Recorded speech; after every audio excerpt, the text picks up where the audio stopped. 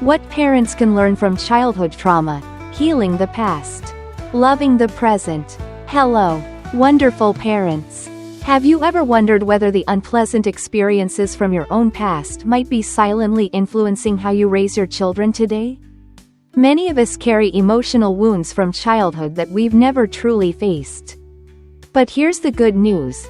Recognizing and reflecting on these past experiences can be the very key to becoming the kind of parent you've always hoped to be. Today, we're going to explore that journey together. We'll discover that everyone processes and expresses pain in their own way. While we can't go back and change our childhoods, we absolutely can shift the way those past wounds affect our present. And healing doesn't have to be a solitary effort. It becomes even more powerful when shared with people we trust. So, let's begin, turning the unwanted of your childhood into valuable lessons. Have you ever caught yourself reacting to your child, maybe raising your voice in frustration, and then suddenly realized that's exactly what you disliked when your parents did it to you? That moment of awareness is incredibly powerful. We can't read our children's minds to know exactly what they want or need. But we do carry a precious map from our own childhoods, a deep understanding of what we don't want our children to experience. In those moments when anger rises or when you feel on the edge of reacting in a way you'll regret, try pausing, take a breath, and recall a specific moment in your past when you were scolded or treated similarly. How did you feel? Did your heart race? Did your body tense up? Did you feel small, helpless? Were you overwhelmed with sadness, fear, or anger, yet unable to speak? When you reconnect with those raw, honest emotions, you gain a new kind of power. You can transform the what not to do, the painful things you endured and wish never to repeat, into a conscious choice to respond differently.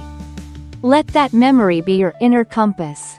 A gentle reminder to treat your child with more love, patience, and respect than you received in those tough moments. Reparenting. A powerful path to healing.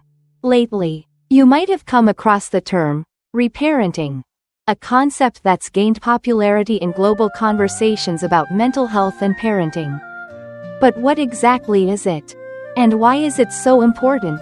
Simply put, reparenting is the process of turning inward, using the compassion and awareness of your adult self to find, recognize, and soothe your inner child. It's about acknowledging unmet emotional needs from your past and learning to meet them now. The ultimate goal? To enhance your emotional well-being, reshape how you view yourself, improve your relationships with others, and most importantly, change the way you parent your children. That's right, you're no longer the vulnerable child you once were. You can't erase the past or completely reject how you were raised. But the hopeful truth is, you do have the power to change how those past wounds shape your present and future. One of the best things about the time we live in is the abundance of information and support at your fingertips. You can easily access resources on child psychology, positive parenting techniques, effective communication, and emotional regulation. There are online courses, books, communities, and even affordable, or free, counseling and therapy services available. Use these tools to equip yourself with the skills and knowledge your parents may never have had access to. Give yourself permission to heal, to learn how to manage your emotions in healthy ways, and from there, confidently change the patterns that no longer serve you.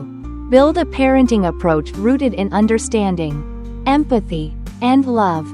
Where there's wounding, there's a path to healing. Realizing that you carry unresolved pain from the past can be scary.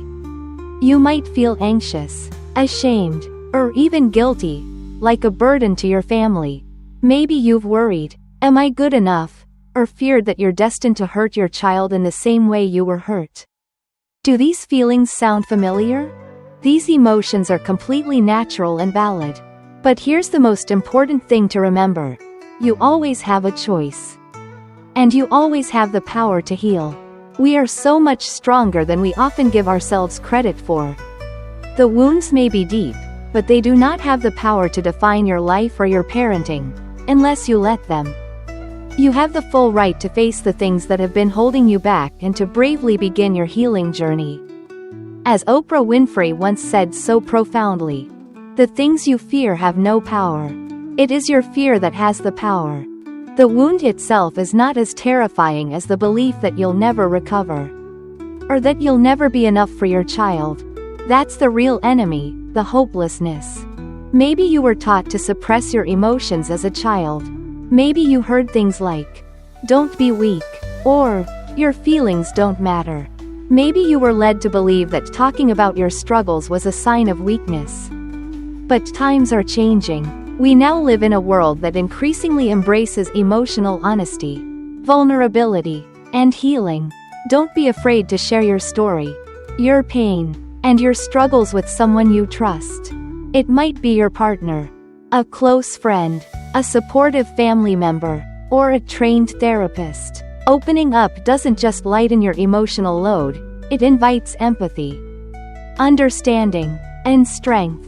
It gives your inner child a safe space to be seen, heard, and healed. Healing your childhood wounds. A gift to yourself and your children. Facing and healing from childhood trauma isn't easy, but it is entirely possible. And deeply meaningful. This journey is not just a gift to yourself, a path toward greater peace and clarity, but also a priceless gift to your children. When you heal, you break the cycle. You create a stronger, more loving, and emotionally secure bond with your kids. So trust in the healing power that already lives within you. You are more capable, more resilient, and more worthy of love and transformation than you realize. Thank you for listening.